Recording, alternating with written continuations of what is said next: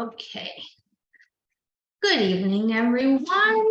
Welcome to the meeting. Please make sure you sign in the chat and in the chat box. Something you've noticed and something you wonder. If you'd like to participate, you do not have to. Thank you for those who are signing in. If you forget or you want to do it anyway, I'll have the sign-in sheet by the mailboxes tomorrow. So you can do that as well. Okay.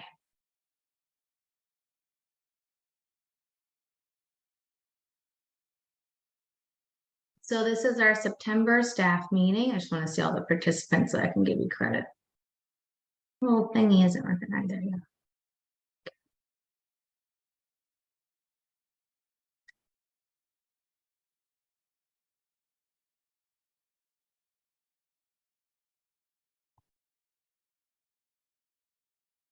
Okay, just making sure. Oh, look how many people we have tonight. You can eat dinner, you can watch our meeting. Okay, so super staff member of the month of August. Remember, we're always a month behind. So we're talking about the people from August. This person has worked hard to use all the strategies he has learned when working with students, and that gave it away. Punctual and flexible with schedule changes, supportive co-teacher in any classroom he frequents, engages with students and asks open-ended questions, uses an even tone when addressing students, and has grown as an early educator since beginning with us. And that, I think you can guess who that is. The next person has grown so much by working with our teachers each day throughout the summer. They are enthusiastic about working with children of all ages, flexible in any situation, and helpful to all coworkers, quick learner, and works hard to ensure she is following each classroom's routines and expectations. And she's pursuing a career in early education and enrolled in our Building Better Futures apprenticeship program. That goes to Mr. Tristan and Ms. Madison Starling. So congratulations to you guys. I'll have your certificates and your gift cards in your mailboxes, hopefully tomorrow. And then I really hope that you post them and display them for everyone to see. So congratulations to you guys. Way to go. Very proud, very impressed. It's hard to pick. It's hard to choose people. Okay. We want to welcome to Seeds for Equality. Please forgive me if I forgot somebody because I made this PowerPoint in the last hour and a half. So just keep that in mind. Brenda C, Miss Brenda Carr. She's a flex teacher, but she's also the school age coordinator. Miss Ruby's working to train her so she can be well-versed in school age and very prepared to take on that role. Miss Brenda T, she is the lead teacher in room 8, and she's doing a fantastic job in there. Welcome, Miss Brenda. Miss Christy, she is in room 10. She's working with Miss Dawn, and she seems to really enjoy those toddlers, which takes a very special kind of person. Miss Natalie, welcome back, and she will be working in room 3, hopefully full-time, and as of right now, she will be the lead in that classroom working with Miss Sierra. And more new hires are starting October 2nd. I think Miss Ruby said we have 2 new hires starting, so we will welcome them and ensure that they feel welcome and supported, just like you guys always do. So thank you very much for what you've been doing and that you've been supporting our new teachers, making sure that they know our routines and expectations. The September newsletter. We will admit that it was made late. It was not made ready for September. So there are things that you probably didn't see, but we added them just so that they are ready for parents, making sure that we know that the complimentary screenings are available. We had title therapy come in, if you noticed. They screened all of the children who are 2 and older. They have lots of children and referrals, and they're working with those children and the families. So we thank Title Therapy because they actually do the push-in method, which is when they go into the classroom, they support the children in the room so they can notice what the triggers are, they can work with the teachers and kind of have this whole village that's working with a child who we know needs that support. And we will have other kind of screenings coming later in the year. So just keep your eyes open for those. We, let's see, head picture day and parents night out. So everything is done. Okay. New hires and reminders for everyone else. I do say this every time, but I feel like they're necessary. So please do not park in that front row. That is for parent drop off. If you are a parent, please use that row to drop your child off at their classroom, but then take your car and park it in a spot where employees would park.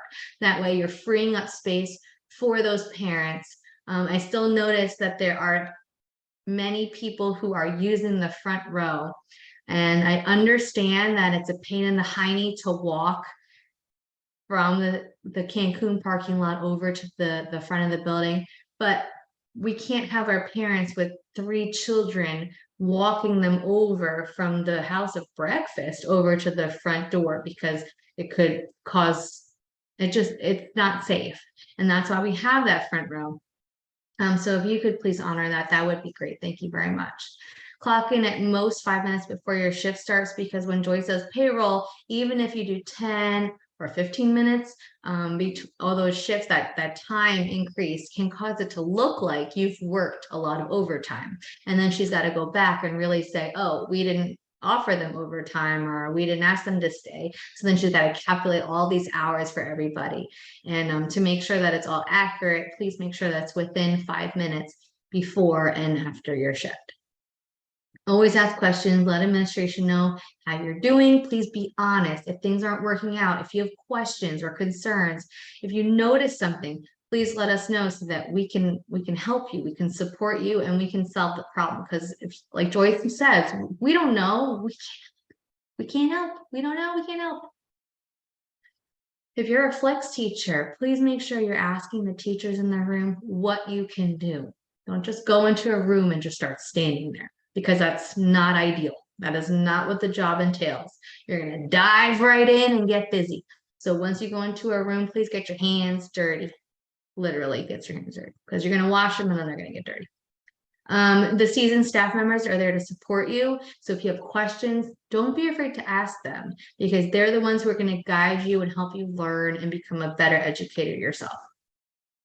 Now that we are talking about playgrounds, we get to go outside again. Look at that. It's no longer too hot to go outdoors. Infants all the way up to school age, go outside. Get that fresh air. Make sure your children are engaged outside. The younger ones will run out all their energy. They might nap better. And we finally have this opportunity. So please don't let it go to waste each morning. You are required by the state of North Carolina to go at least 1 hour per day. That hour is very much ensured in the morning when the weather is good. When the weather is not in the red and the yellow, we're kind of like doing the half-hour thing. But when we're in the green, take advantage of it. We expect everyone to go outside. That means you're bringing your water jugs, you're bringing your emergency bag, and you're bringing your whiteboard with you so that you are maintaining an accurate count. Some children are still coming in. Now our cutoff time is 9:30, so you shouldn't see children coming into your room after 9:30. But if you are a group that goes out at 9 a.m., then you should have kids that you might be adding to your board. It's very important that you have it out there with you. Some teachers choose to use the magnet side and put it on the inset of the door facing inside the classroom. They open the door and they can write on it.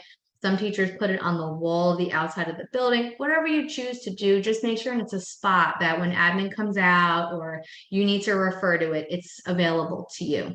Your emergency bag should also be checked to make sure that all your cards are current and that it is stocked. If you need the list of what to put in your emergency bag, please ask for it. We can print it for you, and then you can just make sure that everything is in there that has to be in there.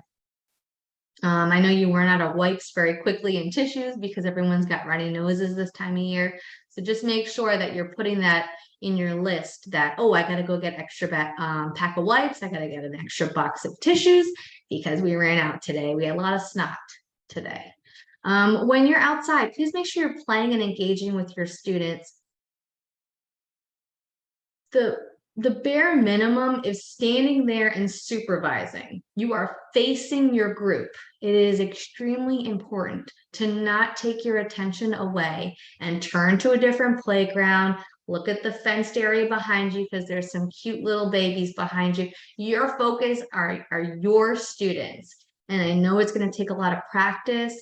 You might need some reminding from your co-teacher, but hopefully it becomes something that is innate in you, where you are supervising and you find engaging ways to supervise your students. Students who are taught how to play games, if you want to teach them how to play duck, duck, goose, you want to play a nice game of tag, if you want to show them how to race from one end of the playground to the other, whatever the case may be, you're engaging them. So there's less likely to be incidents in that instance. We're getting to the time of jackets, not too soon, but soon enough. We will be having jacket season. So please make sure those are labeled and they can't touch. Think of them like the sheets and the blankets from our cots. You can't touch the fabrics of one to another. Some people have stuck their jackets into the fence and they hang them that way. Just make sure they're spaced enough apart where they're not going to touch one another. And then everything should be labeled. If parents don't label the jackets, I've seen people with this is use their masking tape. They put it on the inside of the jacket and they write the child's name and they just rub it in there and stick it onto the jacket. So at least that means that it's labeled and it won't get misplaced. Sample radio calls. We've had some issues where people are shouting down the hallway to admin or to the opening crew that they are over or that they need something. And it doesn't do anything but worry the parents who are in the building. When parents are dropping off and they hear your over ratio, they don't really know what that means, but it sounds terrible. So if you're able to just say these key phrases, admin to room such and such, then whoever is on the floor will come and they will address the issue as soon as they can. And that way it's as discreet as can be, because the parents, they carry that with them. They take it all through their day.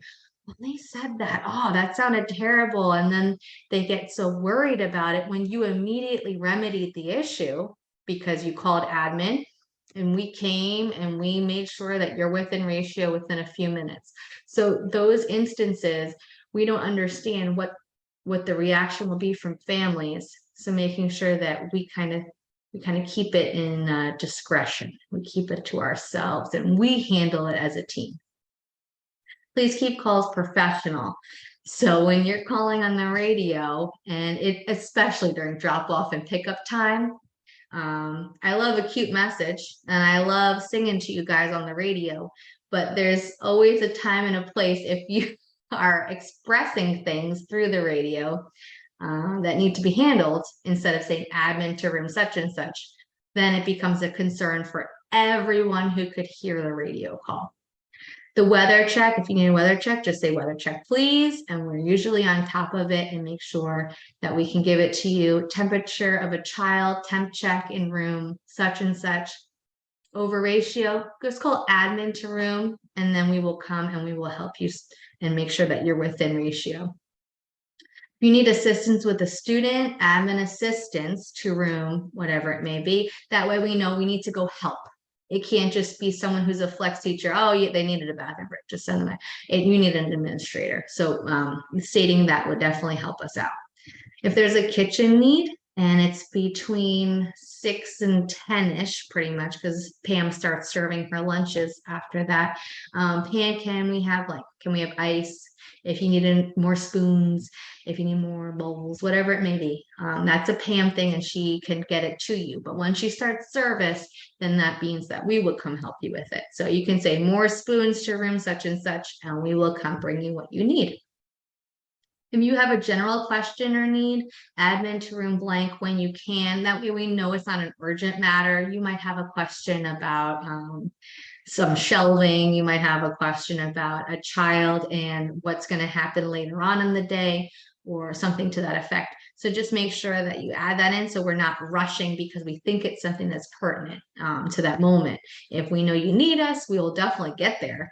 But if there's something that we're handling, we know we don't have to rush from that situation, because if you have a question, we will come to you.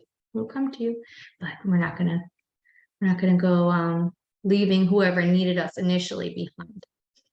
If you have a bathroom break, obviously say bathroom break, and then that way we can go help you with the bathroom break. Or if there's a flex teacher doing bathroom breaks, they know you're next. And that happens sometimes when we are lucky enough to have someone on the floor who's able to do bathroom breaks. They know that you're going to be next on the list because you have a bathroom emergency. And then that group that was going to be next, they could probably wait a couple of minutes. So they'll come to you first and then they'll go back to where they were in line for restroom breaks. So that helps us out because we know who's going to be assigned to do that one. Reminders on your lesson plans, make sure that they are ready to go. They are posted before Monday morning, especially because all this illness going around. You don't know if you're going to be there Monday morning. You want to make sure your lesson plan is posted and ready for whoever's going to sub in your room. So ideally, you have it into Ruby or myself by Thursday. We sign it, and then you can post it up and be sure that it is ready to go. Supply lists, I understand Miss Brittany has been in rooms for weeks now, so it was me trying to fill your request. I ordered a ton of stuff that I noticed we didn't have in the supply closet, so if you didn't get the things you need, please re-put them on your supply list, and I will do my best to get them to you because Brittany may be in her room tomorrow, so I'll try to do it tomorrow morning. Maybe if Stephanie's free, we can work on it together. But if you are able to make sure that those supply lists, they go in that plastic bag. Please don't put them in Brittany's mailbox. Her mailbox has things that need to be filed for children, so it will get lost in the mix. If you put it in that plastic bag behind the office door, that way, whoever is able to get supplies knows it's there, will grab it, fulfill it to the best they can, tell me what needs to be ordered, and then we'll go from there. Remember, if you need specialty items, please tell me 2 weeks ahead of time because we don't know how long Amazon's going to take or if I have to go to a different resource to purchase. So just 2 weeks ahead of time if you have a specialty item, and then I'll either approve it or maybe I'll say, we can't really do that. And most of the time I don't say that, but just so you know, and then you can plan accordingly. Menus and schedules. Your schedules are consistent. We're about to have fall. Maybe you have a fall schedule that you want to post up soon. So just start thinking about, how are things going to change for the fall? Do I want to do all these things in the order that they are on my schedule? Please make sure your schedules are checked over by Ruby or myself because you do have to have free choice for a majority of the day. You do have to have outdoor time for an hour in the morning and an hour in the afternoon. So there's things that are necessary to put on your schedule. And there are ways to kind of work around it, to put a whole bunch of wording in so that when we get assessed, they are like, they're doing exactly what they need to do because we've filled each section with a bunch of nonsense. And then they say, transition time. They're using the restroom. They're doing this, and it's all in one block. So we will show you how to do that. Your menus usually go in your mailbox Thursday or Friday. Please make sure they are posted for the week. If you want to share with parents, always you can just take a picture on ProCare and send it out to your families that way. Whiteboards, Joyce was kind enough to give every classroom the updated list and put them on the back of your whiteboard. So you have every child's first and last name and their date of birth. So you should be able to know which children can be moved to which classroom. And that way, if we are short-staffed, you know which children have yet to turn that age, especially if you're subbing in that room, it becomes quite difficult. Shannon, it doesn't actually have their date of birth. It has what their age is. Their age. I try and update it regularly. That's why I put little pockets on the back so that they can be easily changed and updated as we move kids around, maybe once a month, so that they have all of the kids as they're being moved or new kids entering. And as their ages change, then you'll know. So if you want to put, say, kids in room 6 from room 8, you want to take 4-year-olds out, you know which ones are actually 4 already, and so on and so forth. Right. And that's been happening more now. So we're working on the scheduling. What we send out to families, I don't know if you're aware on ProCare, is that we have this huge influx in the mornings and the afternoons that we've never seen before. And the amount of staff that's needed prior to 8 a.m. is insane. I mean, we have 2 people pretty much in every classroom before 8 o'clock in the morning, and that's a need now. But these children are staying with us more than 10 hours. In our parent handbook, we ask that the children not be in our care for longer than 10 hours. I mean, there's so many things that go behind that, you're taking away from the time that they could be with their family. They're also extending that time where we now have to compensate on either end of the day, the morning and the evening component, where they used to be able to really maintain that 10 or less hours per day. And we could make sure that we had teachers staggered throughout the day. So we were saying is that this may be the reasoning behind the struggle we've been having the past few weeks. So Joyce has this list of what the ratios were. Thank you to all those who wrote them out, from 6 a.m. to about 8:30, 9 o'clock. And then we're able to see where's the need, how many staff do we really need to have during that time. But of course it changes day to day. You know, some parents have a meeting earlier in the day one day, but then they get to go and work later the next day. So it's just a snapshot of what we need to do and how we can manage next week's schedule. So please be patient with us as we try to work it out and make sure that both ends of the day are well covered, because at the end of the day, Joyce is now working puzzles left and right, trying to make sure that people get out on time or as close to time as possible, because we've pushed so many people up early in the day. So we appreciate everyone's understanding. If you wind up going home a little bit later than normal, that's the reasoning why. Shannon, while we're on that topic, I did go over everybody's schedules that they gave to me and got a general idea or a clue as to what's going on. So I did come up with a couple of solutions that I'm hoping will help. And we'll start them tomorrow. I did mention them to Stephanie and a couple of the other people that are involved, but I'm going to say it now as well, because we also need to change a couple of people's hours for tomorrow. We had an unforeseen change in our schedule that is making it so that we need to change things a little bit more than what we originally had. Did you discuss that at all, Shannon? Not yet. No. Did you want to, so I can go into it, or? No, I don't think we should, but we should just say that there's going to be a change. I'm sure a lot of people know, but I haven't gotten a response yet to disclose it or not. Okay. All right. In any case, tomorrow, I'm going to say what the changes are. If anybody has any problems with it for some reason, please message me or Ruby right away so that we can figure out a different plan. But as of right now, on the schedule, Ruby had put Jenna and Natalie to come in 7:30 to 4:30. The problem is they drive together, and we're going to now need somebody at 6:30 because Cheyenne is not in tomorrow. So we will need somebody at 6:30 and then another one at 7:30. So since they come together, that won't work. So Natalie and Jenna, can you go back to your regular hours of 8 to 5? And Emily, can you come in at 7:30? And Emma, can you come in at 6:30?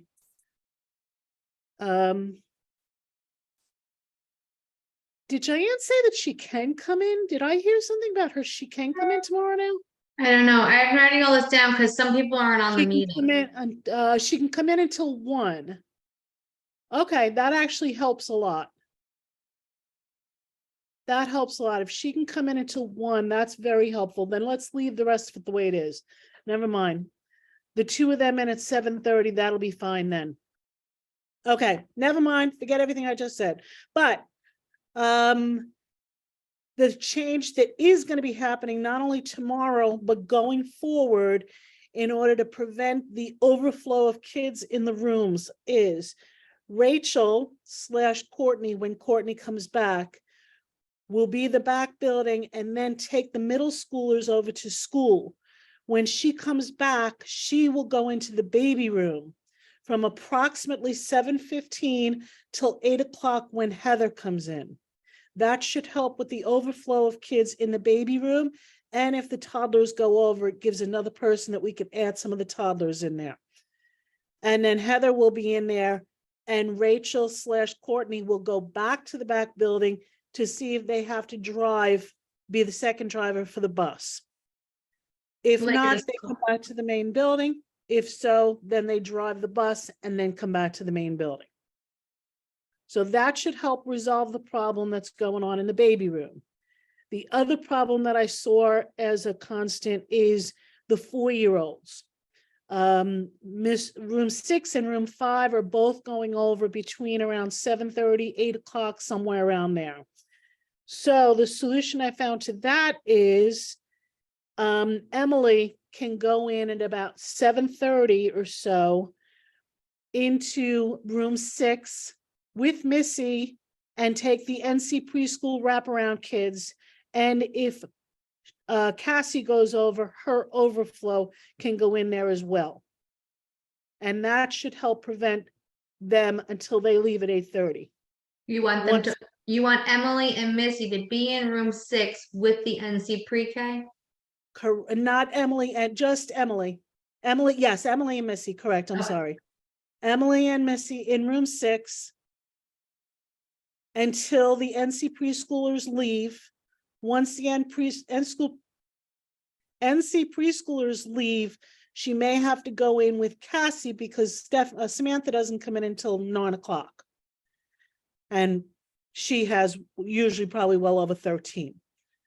So then she can go in with Cassie's overflow kids, stay there until Samantha gets in. Okay? If anybody doesn't understand that, let me know and I'll see if we can work something else out, but I'm hoping that will help resolve those problems without changing anybody else's hours and still be able to get all the coverage where we need it. Will you write that on the group chat so whoever's not in attendance can get it? Yeah. Okay. Uh-huh. I just jotted down what I heard, but Okay. One more thing while I'm here, not that it has to do with this, but it was something that was brought to my attention or our attention just a little bit ago, is the kids opening up the fences between the classrooms, the playgrounds. One of the children apparently was opening up the fences and kids started coming through. We had carabiners. I don't know what had to happen to the carabiners that were in it. I have someone that I put in my pocketbook. I will bring them in with me tomorrow. We'll put them back on those fences. Please make sure that they stay on those fences that separate the playgrounds so that the kids cannot easily open up the gates. Okay. Thank Okay. you. supervision means staying in your room. We're not hanging half our body out the door watching the hallway. Please shut your door if you are very tempted. We say this a lot now, but it's still happening. You're supposed to be supervising the children in your classroom. The only time you're kind of in the hallway is to get your whiteboard to add to the board if someone has entered the room. When you're greeting a child, you greet them, you greet the parent, you welcome them, you have them wash their hands. And then when you have a moment, you add to the board. There are people who are shouting down the hallway, saying things that need to be heard to admin when you have a radio. So please make sure that your walkie-talkies are somewhere handy. I wear mine on my pants. If some people wear them here on their strap, whatever. You just put in a central location or keep it in the, the walkie charger. And call for admin that way. When you are in the hallway, you are not supervising the children who are in your care and making sure that they're safe. So please make sure that you are in your classrooms and facing your kids. And I think everyone knows it, but your purses and your phones should not be within reach of children. We have seen phones kind of placed on shelving, and we shouldn't have that. The phones need to be out of reach of children. The best case scenario is your phone is in the closet, locked away, so that you're not tempted to be on your phone, because that takes away from supervision. And if you have an emergency, any kind of emergency, give the phone number of the main office to anyone, and then we will run you the phone. That is the fastest way that you will get coverage and get to answer. Because if you have your phone out and you need to take a call, you have to call for admin, pretend that you didn't just get a call and you got to like do something crazy, and then go outside and place the call. When if you get a number of our front office to the people who you need in your immediate family and whoever else, maybe a doctor's office, then we know we got to run you that phone, and we will also provide that coverage for you to take the call in that same movement. So please make sure your phones are locked up. It is a North Carolina rule violation to be on your phone. Smartwatches are very much smart watches because you can communicate using them. So please make sure you are not using them to text, to do any kind of communication. A watch is a watch for time. And I know how tempting it is because I keep wanting to do work while I'm working with kids. It's just in my nature, but I have to physically stop myself from saying, hey, Siri, text Joyce. Oop, nope, don't do that. And then tell her something new. I have to actually remember what I have to tell her later on, which is dangerous, but that's me supervising children. I'm in the moment with the kids, and I have to be conscientious of that. All right, moving on. Oh, reimbursements. Every classroom did get $50 for their classroom. Some people have used all 50. Some people have used a couple of dollars here or there to go buy things, and then I reimburse you with a check. But you still have to get it approved. Getting things that are unnecessary for the classroom or that I already have in stock in the supply closet, it's just wasting your $50. So please make sure you actually tell me what you plan on getting. I say, hey, okay, go get it from Michael's, go get it from here. And then I can write you that check to reimburse you. But things that we already have in stock that maybe you didn't even know about, I can just bring it to you for free, and then you can spend your $50 somewhere else wisely. Reminders, positive reinforcement, making sure that you're catching your kids being awesome, just like we like to catch our staff being awesome. You guys, the teachers. Thank you to little Shannon for cleaning up the cars in Block Center. Such a great friend to everyone else. You made sure no one's going to trip on those cars. And then look how so-and-so pushed their chair and when they were asked to line up. This keeps everyone from tripping over your chair or running and bumping into it. Thank you so much for making sure that our tables are nice and neat and taken care of. Maybe they helped doing something else, but acknowledging that, catching the positive, and then everybody else wants to do it too. Refrain, please. I keep hearing these phrases. Stop saying these phrases. Don't do that. No, sir. I hear that a lot. And stop. Just straight up stop. These are all phrases we can't use. It is so hard, especially if I'm saying this stuff to Mikey at home every day, to bring it to school and not say these things to Mikey at school. But we have to do it. I tell Mikey stop, I mean like 1,000 times at home every day. And I am much stricter than we can be at school. But when I come to school, it's a whole different world. We have to use that positive interaction. We have to make sure we give them 2 positive choices where they feel they're in control. And there's no real punishment in school. There is a way to discipline children with natural consequences. So if Mikey hits a friend in his classroom, which has been happening, then the natural consequence would be that he has to go sit and calm his body before he can go play with friends. And then we're going to talk about how he can go and apologize to the friend, make amends. What do we do the next time? Those 2.5-year-olds are wise enough to understand what's right from wrong, but they reacted so quickly that they did the wrong. So walking them through it and making sure that they understand, instead of whacking my friend, next time I'm going to say, I need space. Please move back. Keep it as short and sweet and simple as possible, but you're giving them those tools to be able to use them with their friends later on. And that way you're more hands-off instead of hands-on, guiding those kids who really need that extra help. And hopefully they are working with you. So You need a lot of repetition, you need a lot of guidance, and a lot of modeling, especially with those younger friends.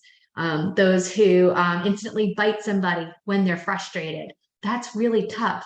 But working with them and guiding them to what they should do, even as young as those toddlers, it takes a lot of patience, but they will learn. And then as they grow up within our school, they will become great little citizens of the world because they'll know how to self-regulate and handle their issues.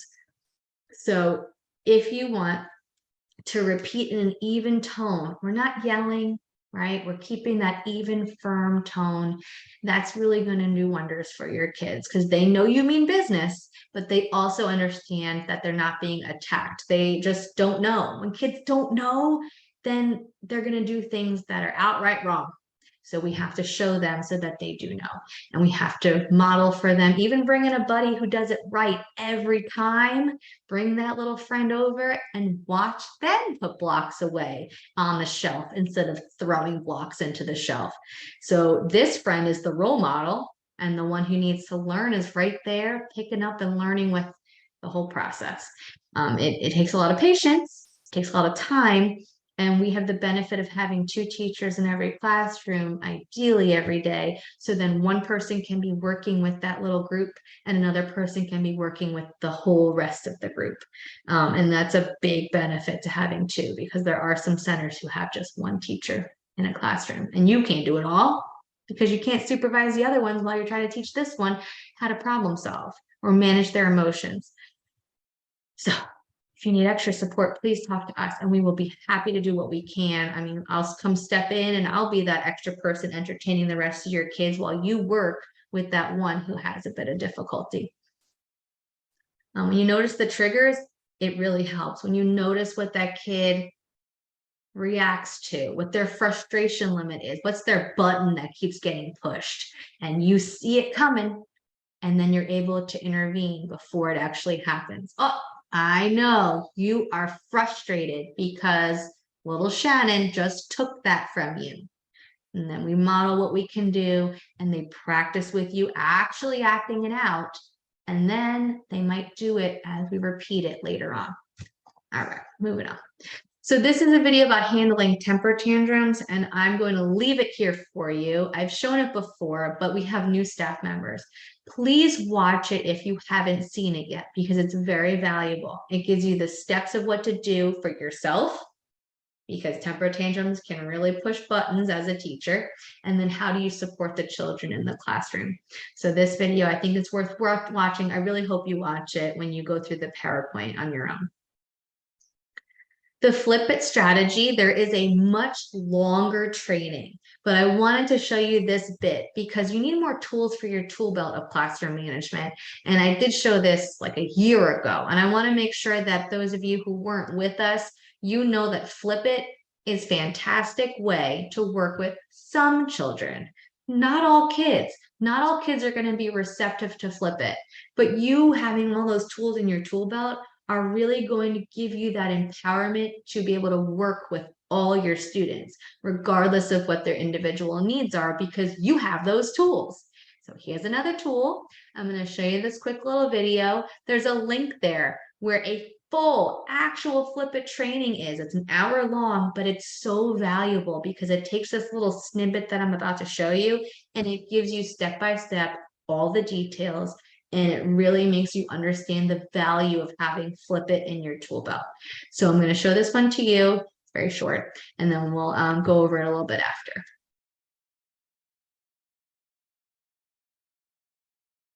Hello and welcome. Sorry, it's not loud enough. Okay. To a short introduction to Flip It, 4 supportive steps to help young children identify their feelings, learn healthy self-control, and reduce challenging behavior.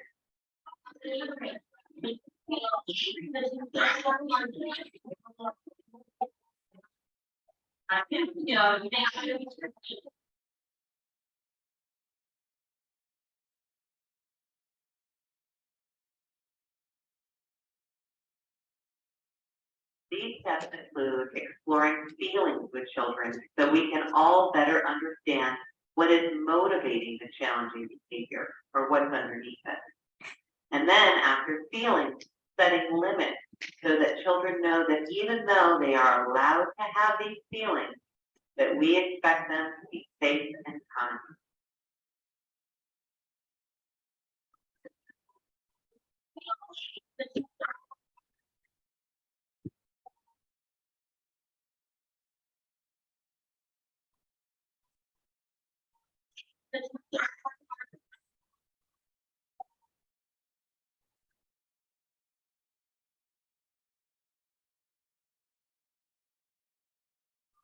It's hard to wait. It's hard to wait.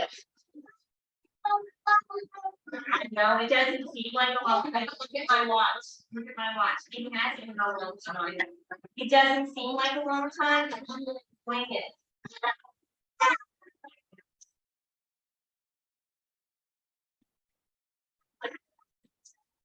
In our school, we have to take this one.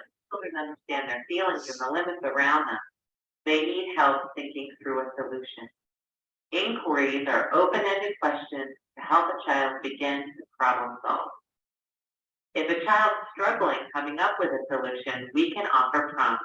These are supportive hints, cues, and suggestions. I would like to work. Can I put, if you want to see me put your name on the list for this?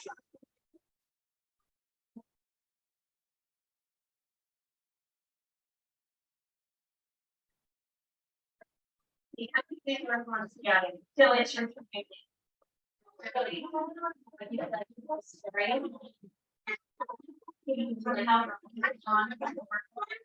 I don't know. Do you you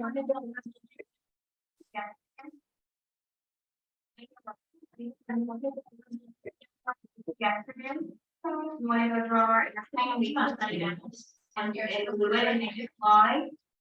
Do you like to do that? Look up here. Let's see.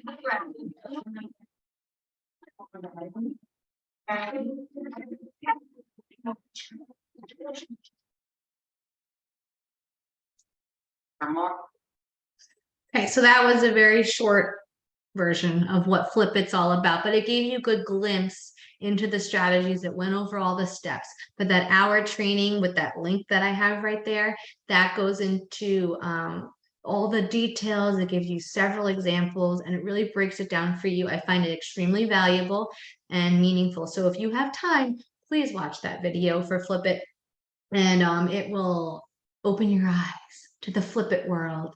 Miss Chantel, who comes to visit us, she is a Flip It whiz, so she can answer all your questions about Flip It when she comes next time. more information. Social emotional curriculum resources. I felt this was important because we have children who have such high energy and high emotional levels in their lives. I mean, some kids go from 0 to 60 like that. And if we don't have those tools, like I said, for your tool belt or those resources behind us, it becomes unmanageable. And then we get to that situation where those kids can't be supported anymore, but it's not because we didn't try everything. So we want to make sure we have all those tools, you have all that, so you can support them the best you can. And hopefully we don't have to dismiss, but there are times that it just becomes where we don't have that parental support, or we have done so much over so much time and we have not had any success. They are rare, but they do happen. So some tools for you through teaching strategies. You can click that link. It has free videos and tips, ways to approach and work with students 2 and up. So if you have even toddlers, I believe that some of the older toddlers would benefit from this as well. ODD is oppositional defiance disorder. It's a very rare condition for children, but we've been seeing it more prevalent in children lately. I didn't see it, 8 years ago when I was working in Baltimore County, more than 1 in every 100 kids, but now, I mean, there's like a handful of them who we could diagnose that if we were the right professionals attending our facilities. So these children just outright defy adults. They thrive on pushing your buttons, and I'm sure you can think of one in your head right now. So that link will help support you and give you more tools to support those children in your classroom. Conscious discipline, I pay for a subscription, so please make sure you check out that website because there's videos, there's trainings, there's printables for you, and there's so many things that will help support you in the classroom with the Conscious Discipline platform. There's the username and password right there on the screen. The Flip It training that I just showed you, a little snippet, that's all there on the Flip It website. There's also more videos and webinars and tons of free resources. There's some scheduled training, so they are for a specific date at a time and you can register for them, but they're for free. So if you have that time and you'd like to do it, they're there for you. I'm not sure if they give you contact hours though, you'd have to see. We post this around because the phrasing and the wording that we choose is so important for children because they're going to process it as, okay, either they're supporting me as my adult in the room or I'm doing something wrong and I'm going to shut down. So it's really the way we phrase things to make it so that we give them that positive outlook on the situation that's happening, even if it's not positive in our brains. So if we say, don't run, in the classroom, we don't run, then we're just putting that word run in their brain and they're going to run more. They're going to laugh and run. So we can say, we walk in the classroom, we use tiptoes, or you can march. You're giving them 3 choices. It might take a bit of repeating. It might take some modeling, but then you are persistent. You're not letting up. They're not going to keep running because you're giving them choices. If they don't listen to your choices, then we have to sit because we're not being safe. So you gave them a natural consequence. This whole transition of steps is extremely important. Instead of when they're running, you tell them to sit right away, you could have given them options of how to make sure they are safe in the classroom and why we don't run. So all those little wordings are there. They're posted in the bathroom, so they're a good bathroom reading. Miss Ruby put them up there for you. Guiding children to avoid injury. We haven't seen this, thankfully, in a long time, but I want to make sure for our new staff, when a child is being guided with their arms, the moment their arm is behind them or pulled behind, you're risking the shoulder dislocation. You're risking nurse's elbow, things that we don't want to happen at school.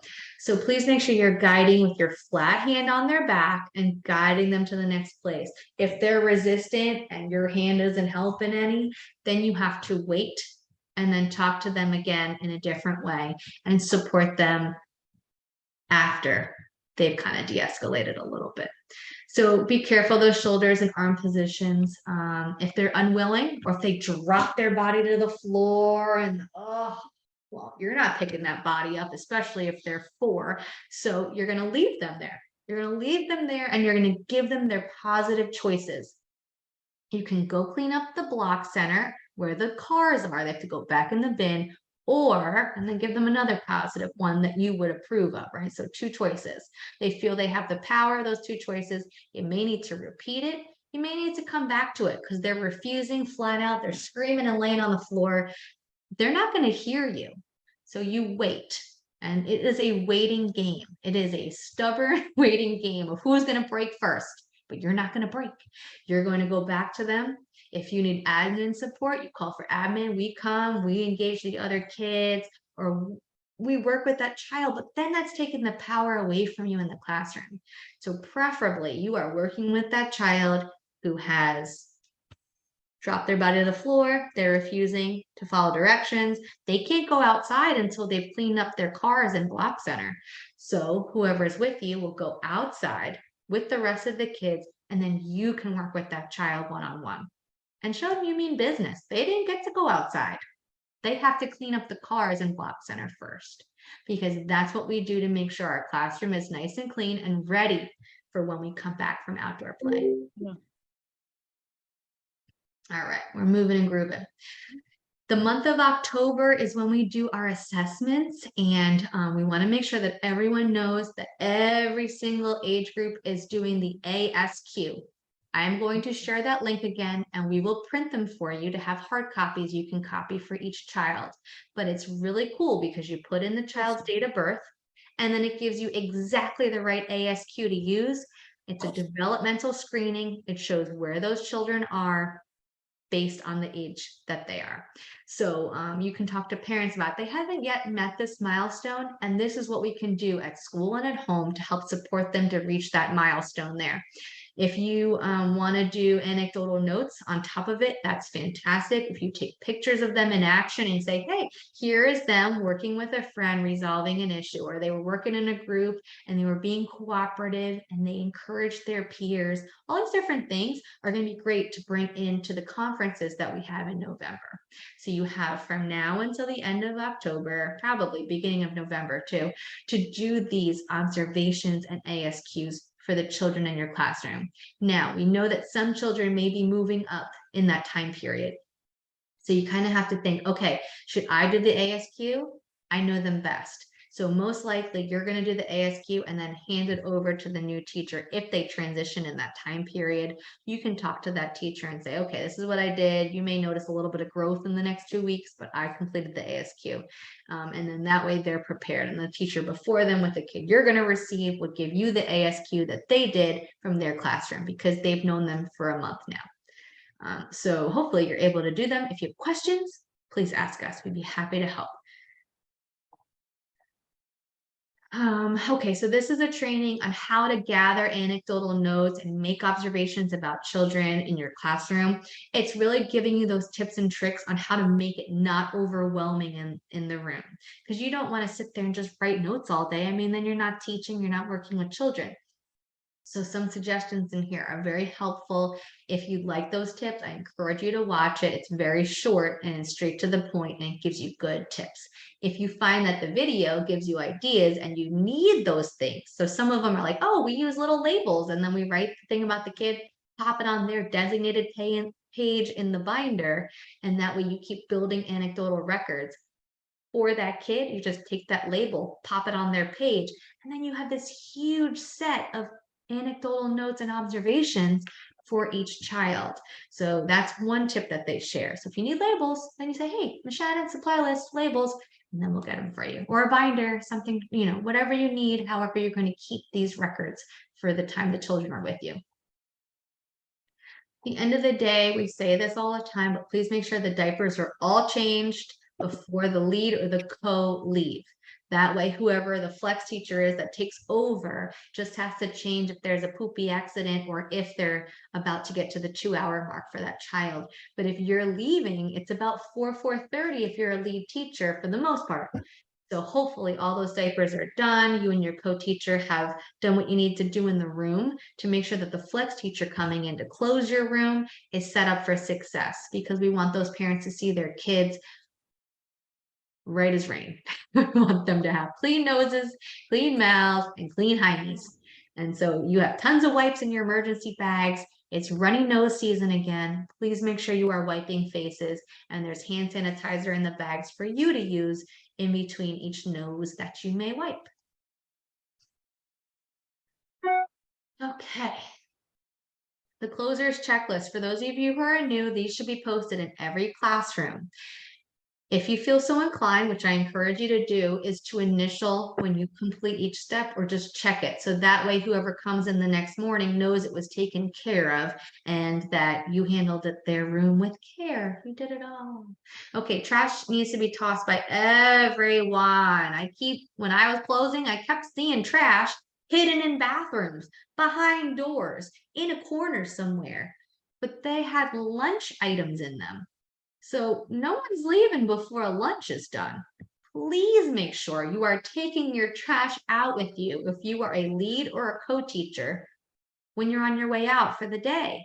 That way, whoever comes into your room isn't lugging 4 huge bags of trash, diaper trash and regular, trash can trash out the door.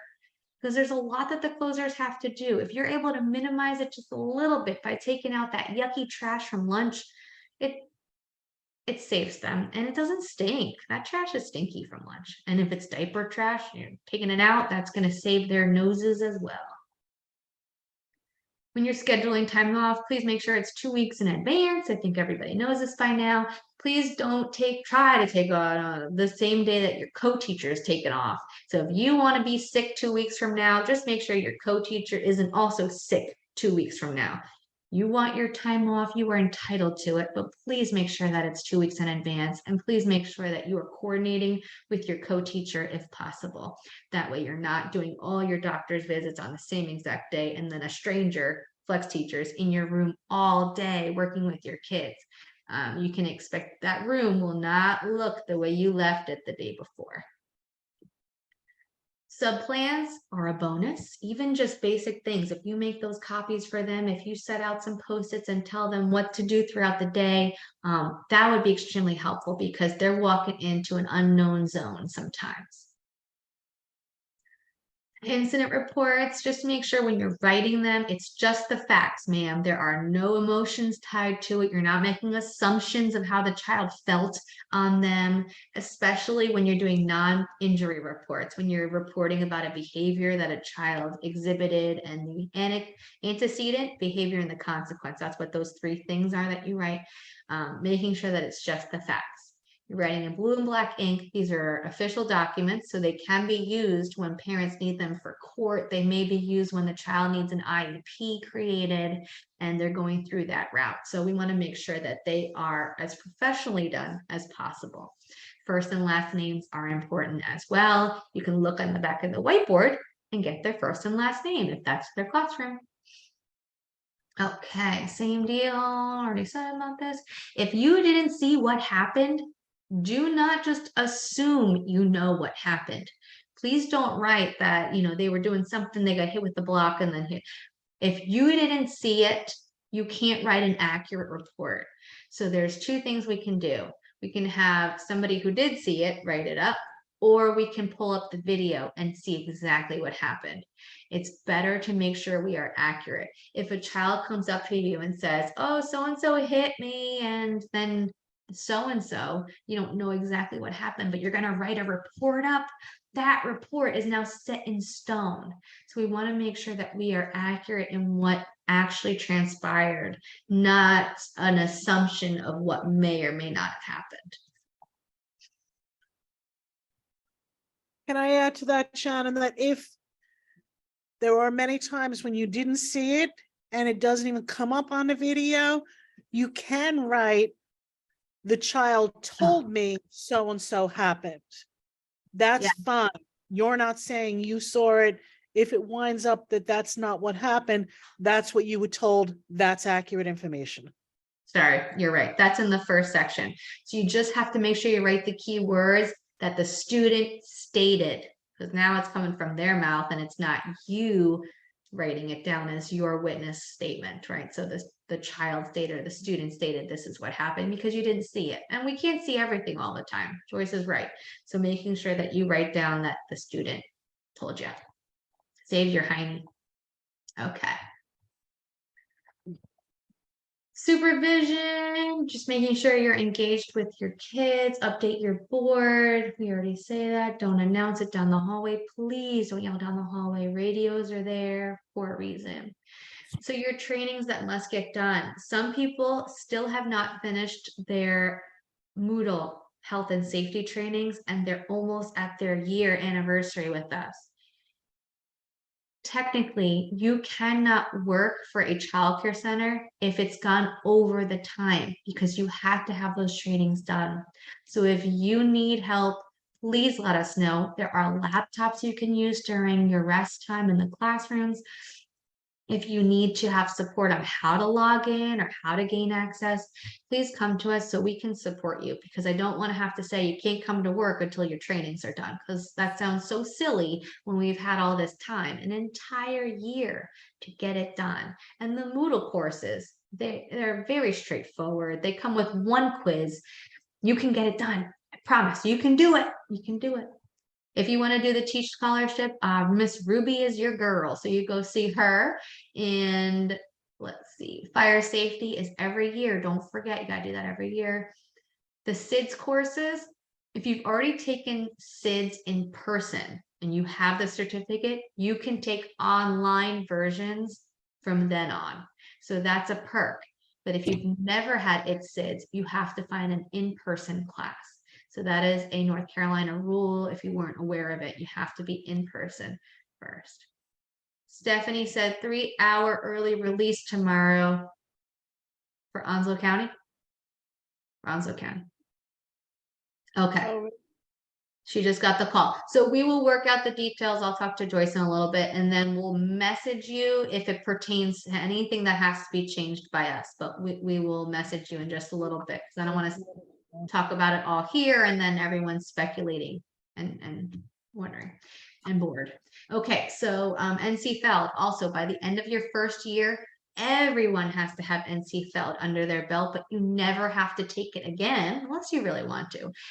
But you have to do it your first year. So please make sure these are all links. Everything in green, you click it and then you get right to the site that gives you the training. So please make sure you take advantage of that.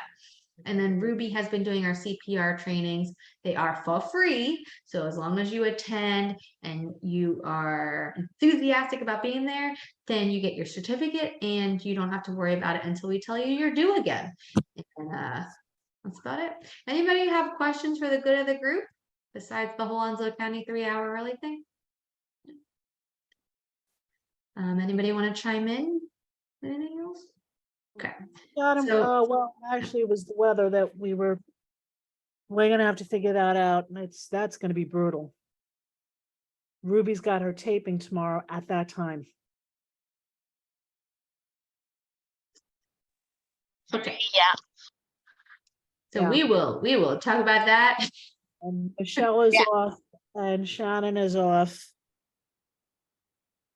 Well, I have to leave at 1, so I know that probably doesn't help. Anyway, I'm Now, gonna when the call- busing is getting out, probably 12 o'clock, so I can drive the bus. is it even? All right, I'm gonna call you. All right, have a wonderful evening, everybody. Bye. Bye. Bye.